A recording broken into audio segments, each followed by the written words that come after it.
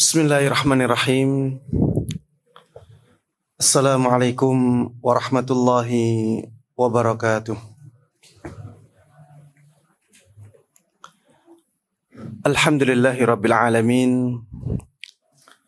Wassalatu wassalamu ala ashrafil anbiya'i wa sayyidil mursalin, Nabiyyina Muhammadin wa ala alihi wa sahbihi wa man tabi'ahum bi ihsanin ila yaumiddin. Allahumma inna nas'aluka bi asma'ikal husna wa sifatikal ula an tu'allimana ma yanfa'una wa an tanfa'ana bima 'allamtana wa an tazidana 'ilman wa 'amala wa an taj'ala hadzal 'amal khalisan liwajhikal karim wa an tusahhila lana umurana wa talabana fil ilmi wa an tusliha lana qulubana wa syu'unana kullaha wa an la takilana ila anfusina tarfata 'ain. Amin amin ya rabbal alamin. Innaka waliyyu dzalika wal qadiru alaih. Para jamaah sekalian, kaum muslimin dan kaum muslimat, hadirin dan hadirat, ikhwati wa akhwati fillah, rahimana wa rahimakumullah. Alhamdulillah, kita terus panjatkan puja dan puji syukur kita kepada Allah subhanahu wa ta'ala atas nikmat-nikmat dan karunia-karunia-Nya yang tak terhingga, yang terus Allah berikan kepada kita semuanya. Mudah-mudahan Allah subhanahu wa ta'ala menjadikan kita sebagai hamba-hambanya yang pandai mensyukuri nikmatnya, sehingga kita mendapatkan pahala. Nikmat Allah terus terjaga, dan mudah-mudahan Allah subhanahu wa ta'ala terus menambahkan untuk kita nikmat-nikmat yang lainnya. Amin amin ya rabbal alamin. Tidak lupa salawat dan salam, keberkahan dan kenikmatan semoga selalu terlimpahkan dan tercurahkan kepada Nabi Agung Muhammad sallallahu alaihi wasallam. Begitu pula kepada seluruh keluarga beliau, seluruh sahabat beliau, dan seluruh kaum muslimin yang mengikuti beliau dan para sahabatnya dengan baik hingga hari akhir nanti. Para jemaah sekalian rahimana wa rahimakumullah. Pada kesempatan kali ini kita akan membahas prinsip yang keenam yang dibawakan oleh Syekh Saleh Ibn Abdullah Al-Utsaimin dalam kitab beliau Khulasatu Ta'zimil Ilm. Prinsip keenam ini maksudnya adalah prinsip belajar yang benar. Yang keenam, prinsip dalam belajar ilmu agama yang benar. Yang keenam, prinsipnya meragamkan ilmu yang dipelajari dan memprioritaskan ilmu yang paling penting. Meragamkan ilmu yang dipelajari dan memprioritaskan ilmu yang paling penting. Jadi kita dalam belajar jangan sampai mencukupkan diri dengan satu disiplin ilmu saja, tapi belajarlah ilmu yang beragam. Tapi kita harus mendahulukan ilmu yang paling kita butuhkan. Misalnya ya, ketika kita belajar, jangan hanya kita belajar akidah saja, tapi pelajari juga tentang fikih, pelajari juga tentang hadis, pelajari juga tentang tafsir, dan ilmu-ilmu yang lainnya. Sebanyak mungkin kita pelajari ilmu-ilmu yang ada dari ilmu-ilmu Islam. Tapi jangan sampai kita mempelajari ilmu tanpa urutan. Urutannya ini adalah sesuai dengan kebutuhan kita. Yang dimaksud dengan kebutuhan ini adalah kebutuhan kita sebagai hamba Allah Subhanahu wa ta'ala. Sebagai hamba Allah Subhanahu wa ta'ala, mana ilmu yang paling penting untuk kita? Itu yang kita dahulukan. Seperti misalnya ilmu tentang tauhid. Ini paling kita butuhkan. Ya. Yang paling kita butuhkan dari ilmu yang ada dalam syariat Islam itu adalah ilmu akidah, ilmu tauhid. Karena ini menjadi pondasi agama kita. Kemudian setelah itu misalnya ilmu yang berkaitan dengan sholat kita. Tentang wudu.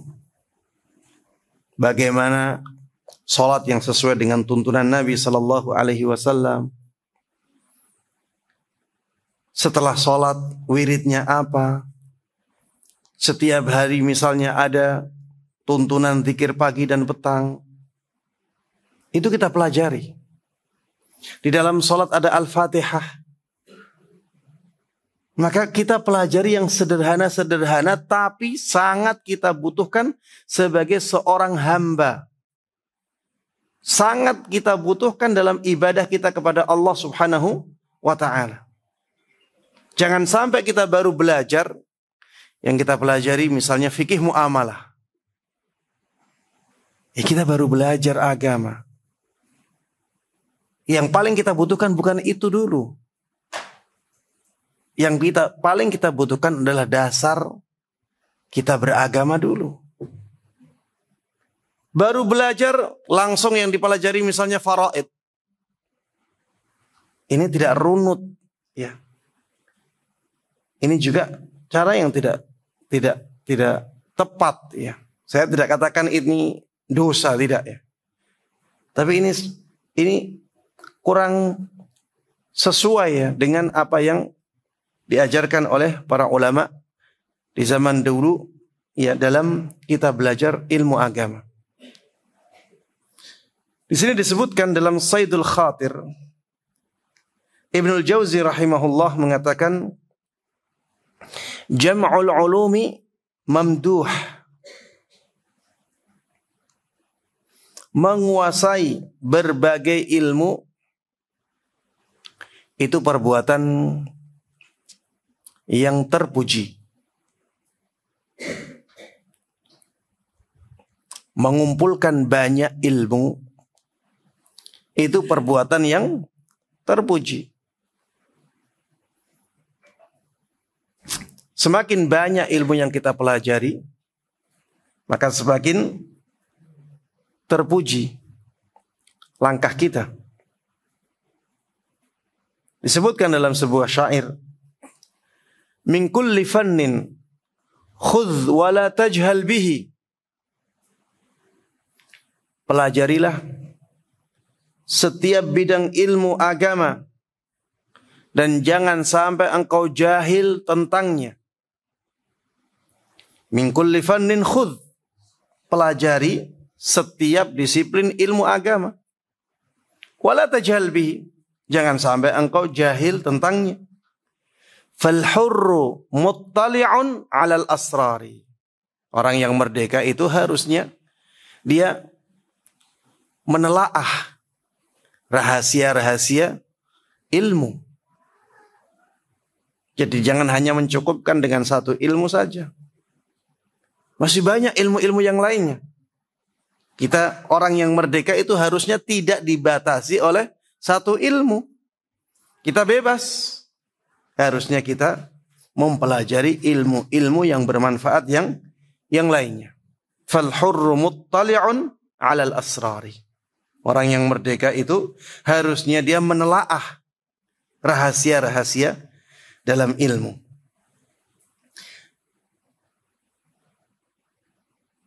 Kemudian disebutkan oleh Syekh Saleh Ibn Abdullah Al-Utsaimin di sini, seorang guru dari para guru kami, yaitu Syekh Muhammad Ibn Mani' rahimahullah. Dalam kitab beliau Irsyadut Tullab mengatakan, wala yanbaghi lil fadil, tidak pantas bagi orang yang mulia, an yatruka ilman minal ulumin nafi'ah, untuk meninggalkan satu jenis ilmu dari berbagai ilmu yang bermanfaat, allati tu'inu ala fahmil kitab was sunnah, yang membantu seseorang untuk memahami Al-Quran dan As-Sunnah. Setiap ilmu yang membantu kita untuk memahami Al-Quran dan Sunnah dengan baik, jangan sampai kita tinggalkan. Tidak pantas sebagai seorang penuntut ilmu agama meremehkan ilmu yang dengannya dia bisa memahami Al-Quran dan Sunnah dengan baik. Idza kana ya'lamu min nafsihi quwwatan ala ta'allumihi, apabila dia tahu bahwa dirinya itu kuat untuk mempelajarinya. Selama dia tahu dirinya kuat untuk mempelajari ilmu tersebut, harusnya dia mempelajarinya. Mumpung masih ada kekuatan, pelajari ilmu yang ada di depan kita. Wala yasughu lahu ay ya'ibal ilma alladhi yajhaluh wa yuzriya bi'alimi fa inna hadha naqsun wa radhilah. Dan tidak layak, tidak pantas bagi seorang penuntut ilmu mencela ilmu yang tidak dia ketahui. Tidak pantas bagi seorang penuntut ilmu mencela ilmu yang dia tidak mengetahuinya. Dulu ya, di awal-awal dakwah sunnah tersebar, banyak yang mencela ilmu usul fikih. Iya, banyak yang mencela ilmu usul fikih. Mereka mengatakan ilmu usul fikih ilmu yang menjadikan orang semakin jauh dari Al-Quran dan Sunnah. Akhirnya yang didahulukan kaidah usul fikihnya, Al-Quran dan Sunnah tidak diambil. Ada yang mencela kaidah fikih. Mereka menganggap kalau mempelajari kaidah fikih nanti malah meninggalkan Al-Quran dan Sunnah. Ini tindakan yang sangat tidak pantas. Dan ini menunjukkan kejahilan orang tersebut terhadap ilmu yang dia cela. Ilmu usul fikih, ilmu kaidah fikih, ini ilmu yang sangat tinggi kedudukannya di dalam Islam. Para ulama dahulu mempelajarinya. Para ulama besar dahulu menelitinya, membukukannya. Makanya jangan sampai kita mencela ilmu yang kita tidak tahu tentangnya. Jangan sampai juga kita meremehkan, merendahkan ulama yang punya keahlian khusus tentang ilmu tersebut yang kita tidak mengetahuinya. Kita harus menghormati semua ulama-ulama dalam Islam. Kalau kita misalnya tidak tahu tentang ilmu tafsir, ada ulama ahli tafsir, ya kita hormati. Jangan kita remehkan, jangan kita rendahkan. Karena dia punya ilmu yang agung di dalam Islam. Fa inna hadza naqsun wa radhilah. Sungguh tindakan mencela ilmu yang tidak diketahui dan merendahkan seorang ulama yang mengetahui tentang ilmu tersebut adalah tindakan yang sangat tidak sopan, ya. Ini suatu aib dan kehinaan. Fal aqil, kata beliau Syekh Muhammad Ibn Mani', mengatakan orang yang akalnya sempurna, yambaghi lahu an yatakallama bi'ilmin. Seyogyanya ketika dia berbicara, dia berbicara dengan ilmu. Au yaskuta bihilmin. Atau ketika dia diam, maka dia diam dengan kelembutannya. Para jemaah sekalian rahimanallah, maksud beliau, kalau kita tahu tentang ilmu agama, silahkan menjelaskan tentang ilmu tersebut dengan sebaik-baiknya. Berbicara di sini. Dengan pengetahuan itu, bicaralah, sampaikan ilmu itu.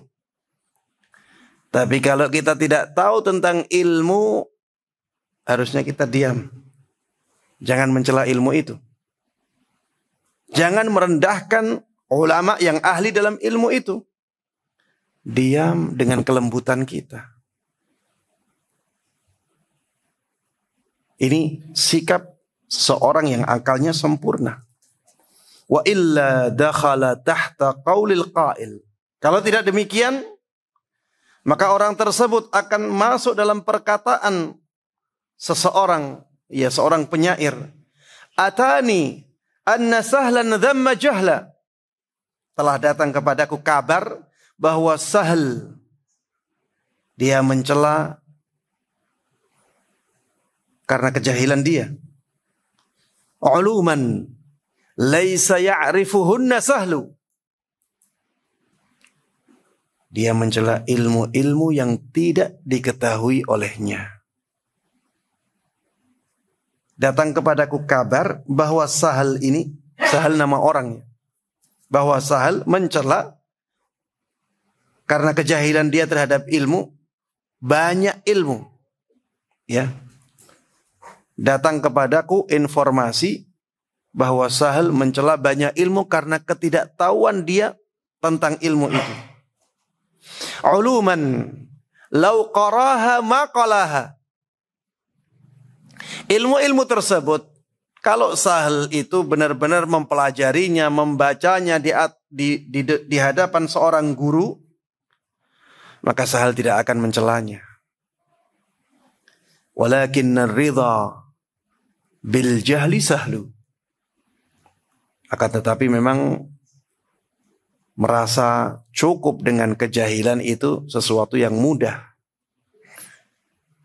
Nyaman dengan kejahilan itu sesuatu yang mudah. Yang sulit itu berusaha untuk mengangkat kejahilan. Belajar itu sulit. Dan banyak orang yang malas belajar ya. Nyaman dengan kejahilannya. Jangan sampai kita demikian. Banyak orang awam itu mencela ulama karena ketidaktahuan. Antum kalau lihat di media sosial, misalnya di Facebook ya, komentar-komentar, lihat komentar-komentar orang terhadap ustadz-ustadz. Dia orang awam mengomentari siapa? Ustadz. Dengan komentar-komentar celaan. Padahal kalau dia faham apa yang dikatakan oleh ustadznya, dia tidak akan mencela seperti itu. Ini juga banyak dilakukan terhadap disiplin ilmu tertentu. Karena ketidaktahuan seseorang terhadap disiplin ilmu tertentu, akhirnya dia mencela disiplin ilmu itu. Ini juga dilakukan oleh orang-orang yang awam terhadap seorang ulama yang belum dia kenal. Menuduh dengan tuduhan-tuduhan yang zalim. Tuduhan-tuduhan dusta. Ana beberapa kali ya didatangi oleh seseorang. Tiba-tiba minta maaf. Ustadz, ana minta maaf ke antum. Ana nggak kenal dia. Akhirnya ana tanya, kenapa? Ana dulu menuduh antum demikian. Ana mohon maaf Ustadz. Karena dia mendengar dari orang lain. ketidaktahuan ini jangan sampai menjatuhkan kita kepada tindakan yang tercela. Ketidaktahuan jangan sampai menjatuhkan kita kepada perbuatan yang buruk dan bisa membinasakan kita. Kita harus tahu ya, ada pepatah yang sangat masyhur dalam bahasa Arab, luhumul ulama masmumah. Dagingnya para ulama itu beracun. Kalau kita ghibai, maka kita akan binasa.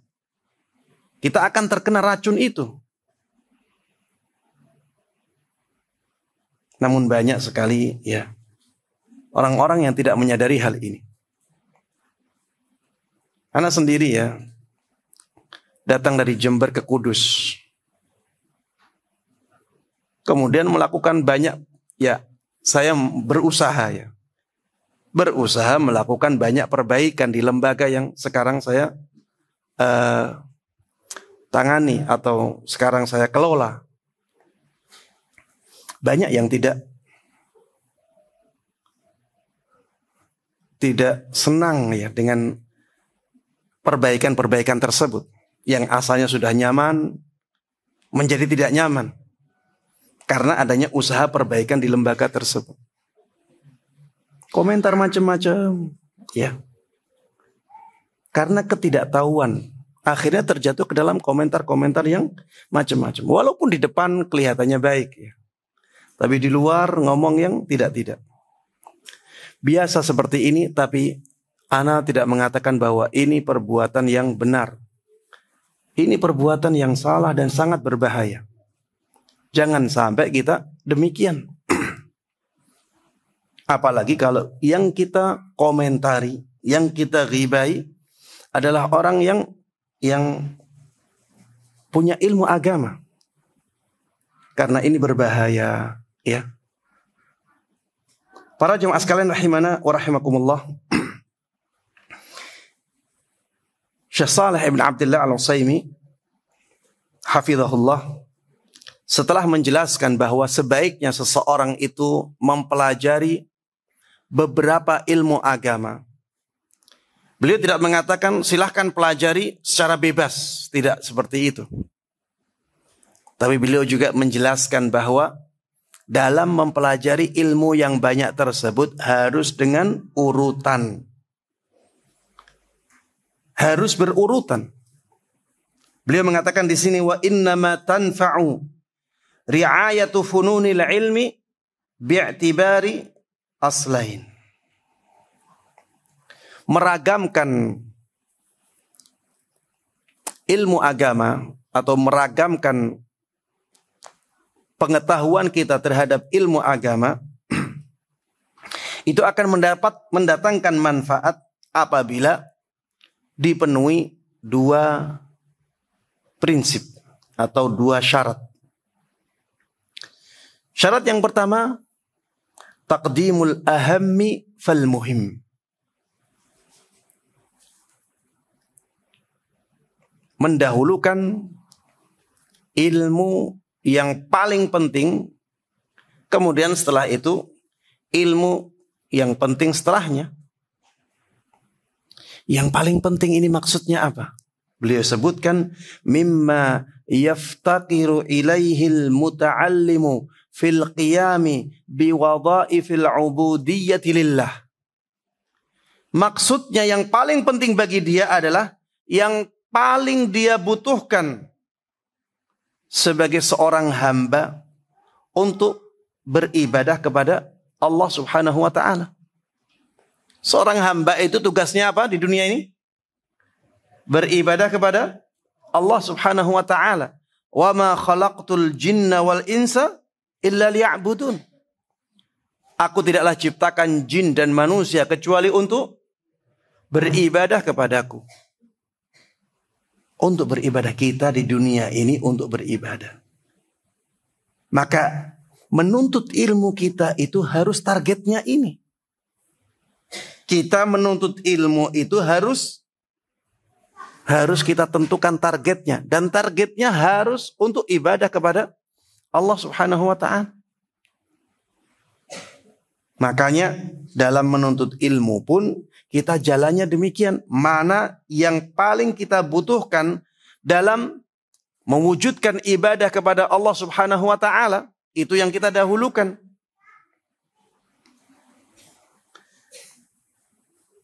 Disebutkan oleh beliau ya di dalam syarahnya,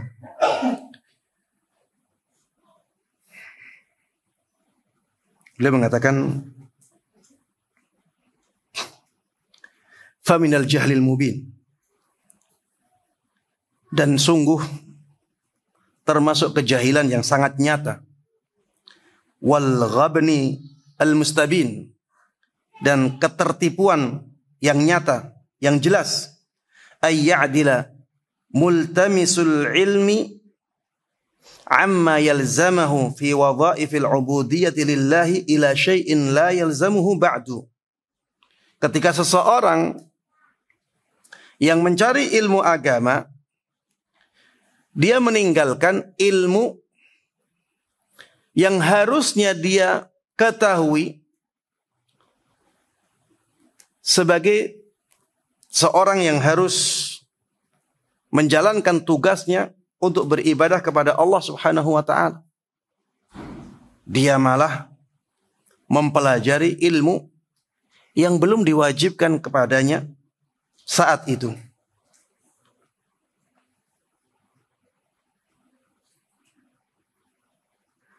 Seperti apa?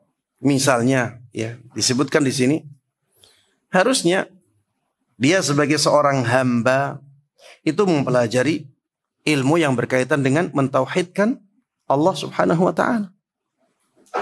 Seharusnya dia sebagai seorang hamba yang harus sholat dalam sehari 5 kali, dia mempelajari dahulu tentang bagaimana bersuci, dari mulai wudunya, sebelum wudu bahkan, mulai memilih mana air yang bisa digunakan untuk berwudu. Kemudian wudu. Kemudian mandi. Kemudian kalau tidak ada air, ya, bertayamum. Apa alat tayamum? Kemudian yang berkaitan dengan salat. Bagaimana salat yang sesuai dengan tuntunan Nabi kita Muhammad sallallahu alaihi wasallam. Ini yang harusnya dia pelajari terlebih dahulu, karena itu yang berkaitan dengan tugas dia sebagai hamba Allah Subhanahu wa taala. Ada orang-orang yang terlalu tergesa-gesa, belum belajar ini sudah belajar misalnya bahasa Arab.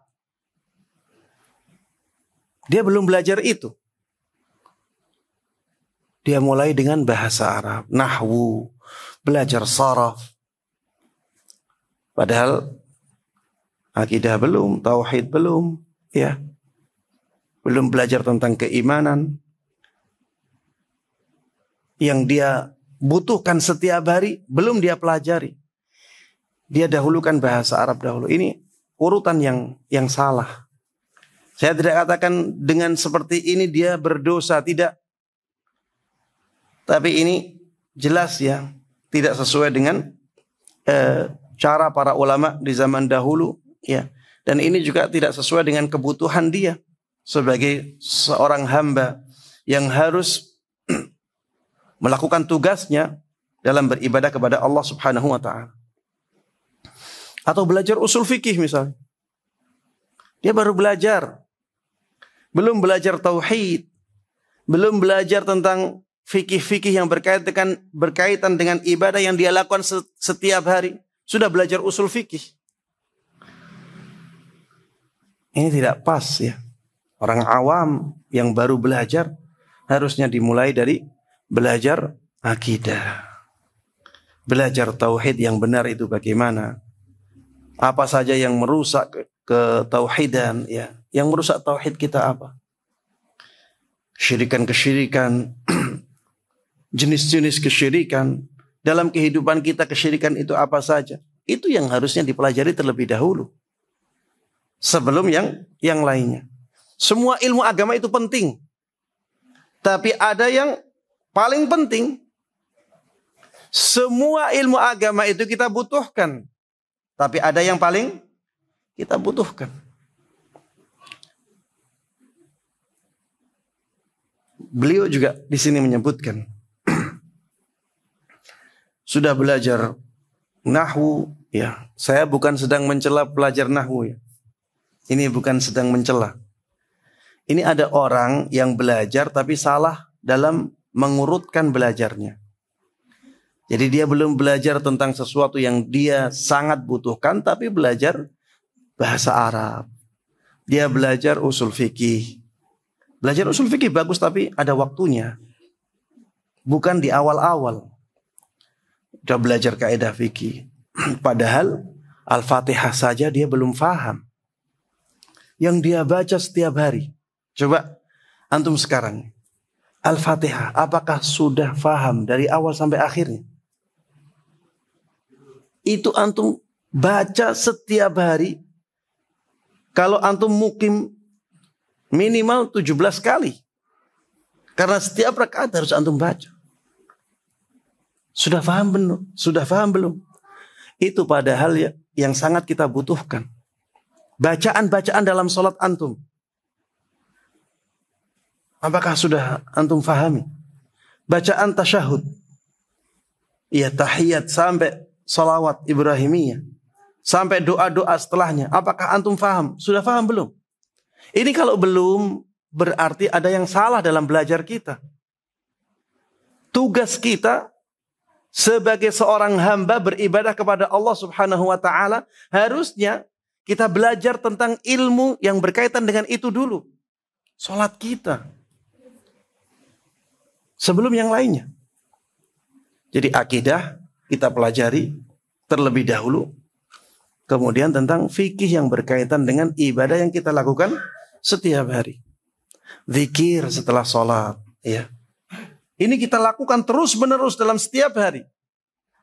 Apakah kita sudah paham apa bacaan-bacaan zikir itu? Apakah kita sudah paham? Apa maksudnya astaghfirullahaladzim? Apa maksudnya Allahumma antas salam wa minkas salam? Tabarakta ya dzal jalali wal ikram. Apa maksudnya la ilaha illallah wahdahu la syarika lah lahul mulku wa lahul hamdu wa ala kulli syai'in qadir? Harusnya kita belajar itu dahulu, karena itulah yang sangat berkaitan dengan tugas kita sebagai hamba Allah Subhanahu wa ta'ala, yaitu ibadah. Dan itu setiap hari. Banyak dari kaum muslimin bahkan untuk membaca Al-Fatihah itu belum lurus. Tahsin Al-Fatihah belum bisa. Padahal itu yang dibaca terus. Ya, tahsin. Baca Al-Fatihahnya masih belepotan. Hurufnya belum lurus. Ini bagaimana seperti ini? Dibaca setiap hari. Dalam setiap sholatnya. Al-Fatihahnya belum lurus. Ini ya ada kesalahan dalam belajar kita. Itu yang paling kita butuhkan, harusnya itu yang kita dahulukan. Di sini ada kajian tahsin. Ada tahsin Al-Fatihah. Banyak dari kaum muslimin, bahkan yang sudah ngaji, tidak perhatian dengan tahsin Al-Fatihahnya. Saya batasi Al-Fatihah saja. Karena itu rukun salat. Ana sering ya ragu ketika salat di belakang imam. Karena apa? Karena saking jauhnya bacaan dia dari kaidah-kaidah tahsin.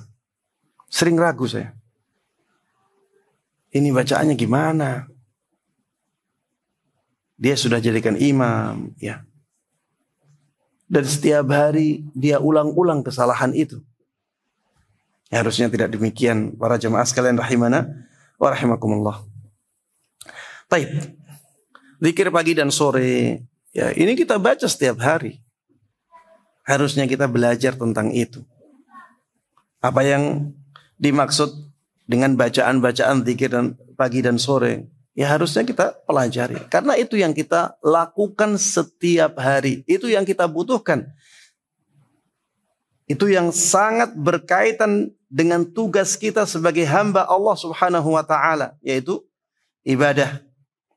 Itu sangat berkaitan dengan ibadah kita.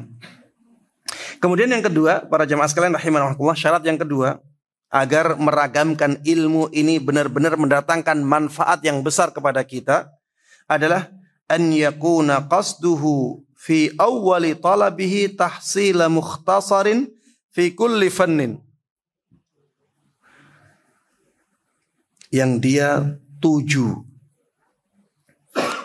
di awal dia mempelajari ilmu agama adalah mempelajari kitab-kitab yang ringkas di setiap disiplin ilmu. Jadi jangan langsung belajar kitab yang tebal, tapi pelajari kitab yang ringkas-ringkas dari setiap disiplin ilmu. Sehingga akhirnya dia akan mendapatkan banyak disiplin ilmu dalam waktu yang lebih singkat. Jadi misalnya ya, ada kitab ringkas dalam akidah, kita pelajari dari awal sampai akhir, ya sampai selesai. Misalnya Ushulus Salasah. Setelah selesai Ushulus Salasah, mungkin kita beralih ya ke ilmu lain. Misalnya tentang fikih taharah, fikih tentang bersuci. Cari yang ringkas-ringkas. Fikih taharah wassalah, ya, berkaitan dengan taharah, berkaitan dengan salat kita. Pilih yang ringkas. Nanti belajar lagi tentang bacaan-bacaan wirid ya setelah salat. Tentang zikir pagi dan sore, kita ambil kitab yang ringkas untuk kita pelajari. Selesai, kemudian ke kitab lain yang ringkas-ringkas, jangan yang tebal-tebal. Ini cara kita belajar. Beliau mengatakan di sini, hatta idza istakmala anwa'al ulumin nafi'ah nadhara ila ma wafaqa tab'ahu minha wa anasa min nafsihi qudratan alaih fatabahhara fihi sawa'un kana fannan wahidan am akthar. Sampai apabila dia telah menyelesaikan banyak disiplin ilmu dari kitab-kitab yang ringkas tersebut, kemudian setelah itu dia melihat dia itu senangnya kepada disiplin ilmu yang mana. Misalnya dia sudah menyelesaikan 10 disiplin ilmu. Tentunya dia akan bisa menilai kecondongan diri dia kepada ilmu tertentu. Saya ketika belajar ini lebih semangat.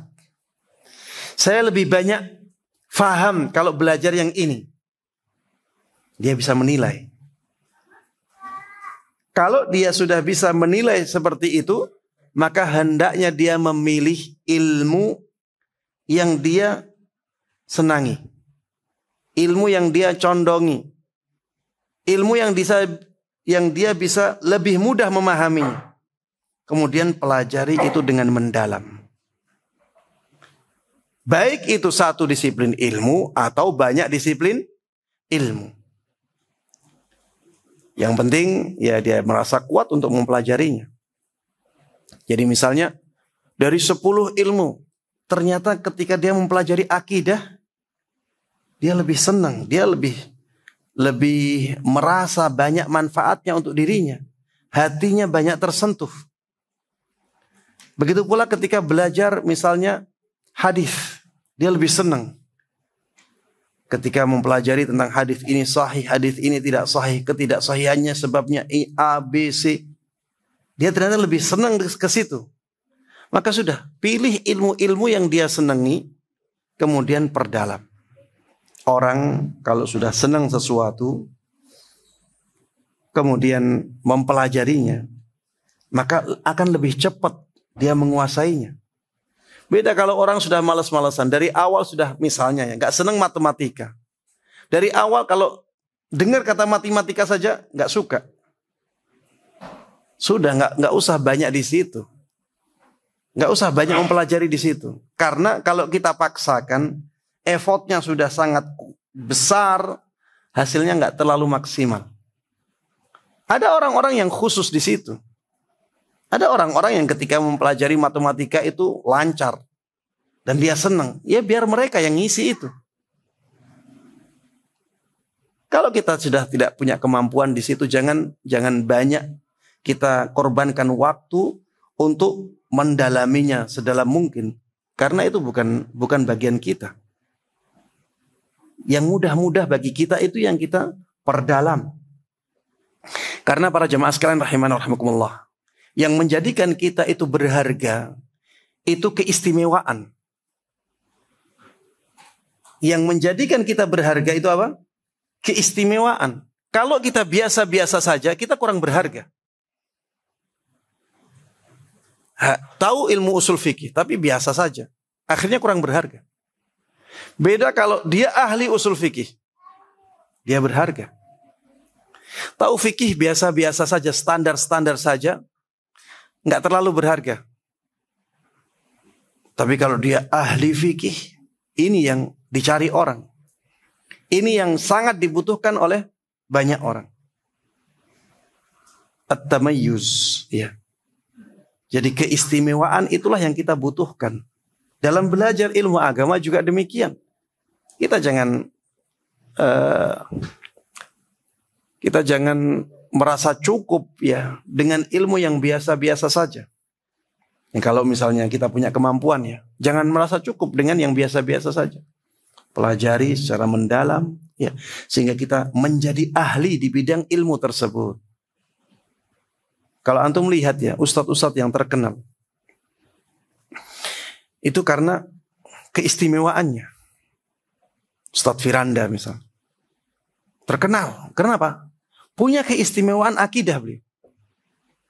Kalau berbicara tentang akidah sudah sampai sedetil-detilnya beliau tahu. Ya, yang kita tahu seperti itu ya. Karena beliau memang sangat ahli di situ. Sekolahnya juga sampai S3 ya, dari S2 sampai S3 juga di bidang akidah. Seluk-beluk akidah beliau tahu. Itu keistimewaan. Kalau kita bertanya kepada beliau tentang akidah, ya, insya Allah tidak ada yang menandingi dari sisi jawabannya. Ustadz Irwandi misalnya, istimewa di fikih muamalah. Ustadz Arifin Badri juga demikian, istimewa di fikih muamalah. Keistimewaan itulah yang menjadikan mereka dikenal dan akhirnya diambil ilmunya tentang masalah itu. Ya, maka kita juga berusaha demikian. Baik.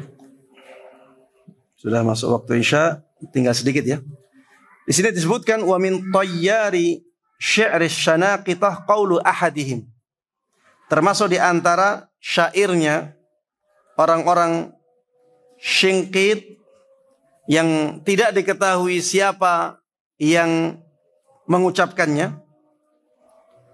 Ini syair siapa enggak diketahui, tapi syair ini masyhur di kalangan orang-orang syingkit.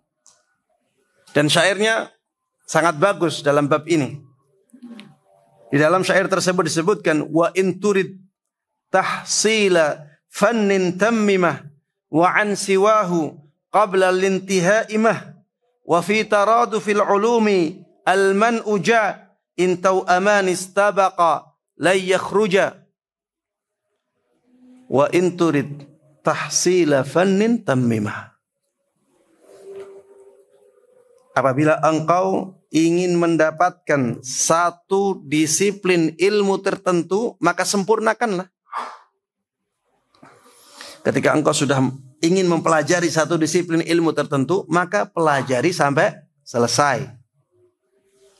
Wa an siwahu qabla lintihaimah. Adapun ilmu yang lain jangan dipelajari dahulu. Satu disiplin ilmu ini pelajari dulu. Yang lain jangan dulu. Karena itu akan memecah apa? Konsentrasi kita. Itu akan mengurangi fokus kita terhadap disiplin ilmu yang sedang kita pelajari. Wa fi taradufil ulumi wa fi taradufil ulumil man'uja. wa fi taradufil ulumil man'uja, ya. Dan ada larangan, ya, dalam mempelajari ilmu yang bermacam-macam dalam satu waktu. Ilmu yang banyak dipelajari dalam satu waktu.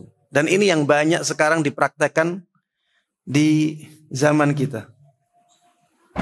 Ini sebenarnya, ya, kurang bagus, ya. Wallahu a'lam, apakah ini dari kaum muslimin juga, tapi dari mutaakhirin, ataukah ini sebenarnya cara belajarnya orang barat. Tidak tahu saya.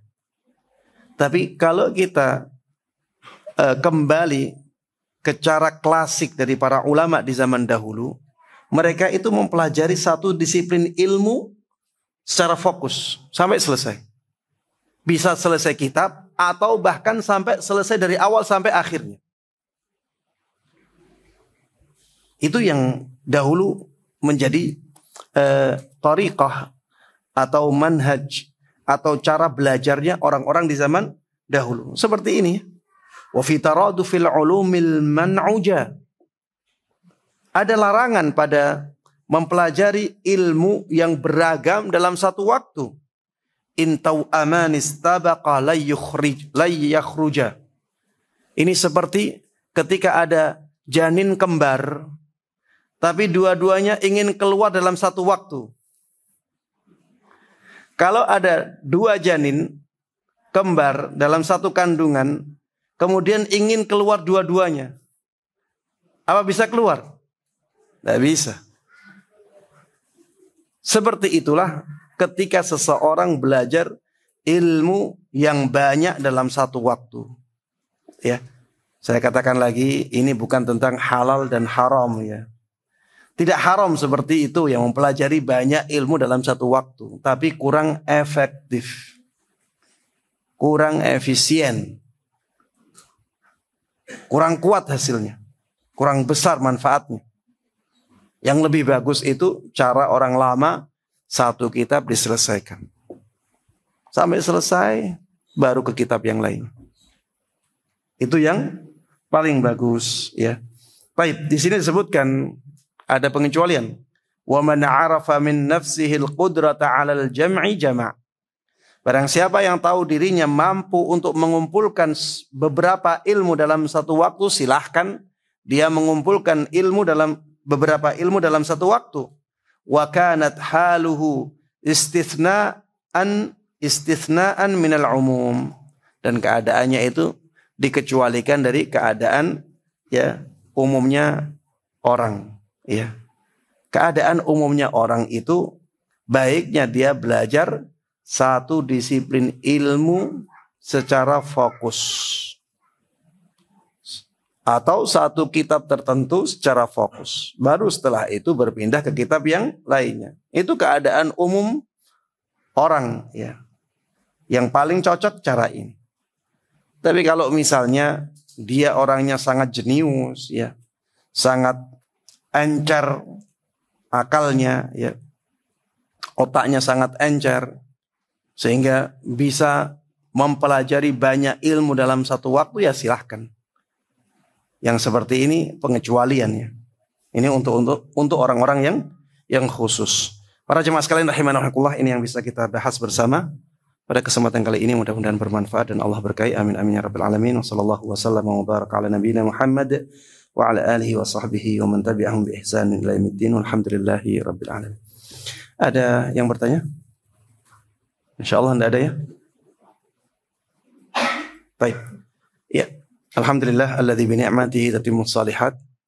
Segala puji bagi Allah Subhanahu wa taala yang dengan nikmat-nikmatnya lah amal-amal saleh menjadi sempurna. Akhirnya kita sampai di penghujung kajian kita pada kesempatan kali ini. Mudah-mudahan yang kita bahas bersama bermanfaat untuk kita semuanya. Mudah-mudahan Allah berkahi ilmu kita. Dan mudah-mudahan Allah Subhanahu wa ta'ala memberikan kepada kita taufiknya untuk bisa mengamalkan dan menyebarkan semua ilmu yang sampai kepada kita dengan baik dan mudah. Amin amin ya rabbal alamin. Wassallallahu wasallama wa baraka ala nabiyina Muhammadin wa ala alihi wa sahbihi wa man tabi'ahum bi ihsanin ila yaumiddin. Wa subhanakallahumma wa bihamdik asyhadu an la ilaha illa anta astaghfiruka wa atubu ilaik. Assalamualaikum warahmatullahi wabarakatuh.